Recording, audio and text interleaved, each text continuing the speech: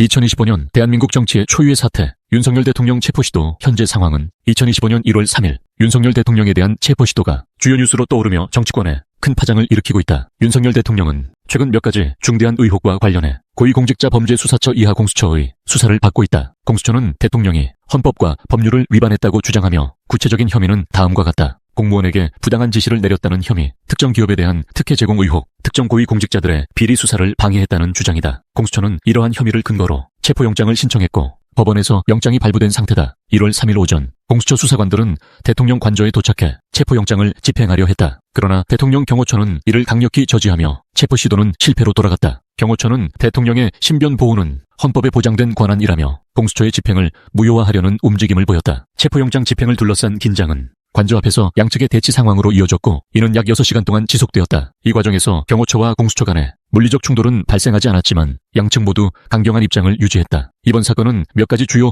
법적 논란이 제기되고 있다. 헌법 제84조에 따르면 대통령은 재임 중 형사소출을 받지 않는다고 명시되어 있다. 그러나 공수처는 특권의 범위는 직무와 관련된 행위에 한정된다고 주장하며 체포의 정당성을 강조했다. 대통령 경호처의 체포영장 집행 저지가 법적 정당성을 갖는지에 대한 논란이 있다. 일부 법조계 인사들은 경호처의 행위가 법 집행 방해에 해당할 가능성을 제기하고 있다. 공수처가 현직 대통령에 대한 체포영장을 신청하고 집행하려 한 것이 헌법적으로 타당한지에 대한 논의가 이어지고 있다. 이번 사건은 정치권에서도 큰 반향을 일으켰다. 더불어민주당과 정의당 등 야당은 윤 대통령의 체포 시도를 적극 지지하며 대통령이 법적 책임을 회피하지 말아야 한다고 강조했다. 특히 일부 야당 의원들은 경호처의 저지는 법치주의의 심각한 훼손이라며 강력히 비판했다. 국민의힘은 공수처의 체포 시도를 정치적 탄압으로 규정하며 법원과 공수처에 강하게 반발했다. 또한 헌법적 권리를 수호하기 위해 모든 수단을 강구하겠다는 입장을 밝혔다. 시민단체와 국민 여론은 찬반으로 나뉘고 있다. 일부는 법 앞에 누구나 평등해야 한다며 체포 시도의 정당성을 주장하는 반면 다른 일부는 정치적 의도가 개입된 수사라며 비판하고 있다. 현재 헌법재판소는 윤석열 대통령에 대한 탄핵 심판과 더불어 이번 체포 시도의 정당성을 검토하고 있다. 법적 공방이 치열하게 이어질 것으로 보이며 헌재의 결정은 대한민국 정치와 법치주의에 큰 영향을 미칠 것이다. 또한 이번 사건이 내년 총선에 미칠 파급력도 주목할 만한 요소다. 여야의 대립이 더욱 심화되며 정치적 긴장은 장기화될 가능성이 높다. 여러분은 이 사태를 어떻게 보시나요? 댓글로 의견을 남겨주세요. 구독과 좋아요 눌러주세요.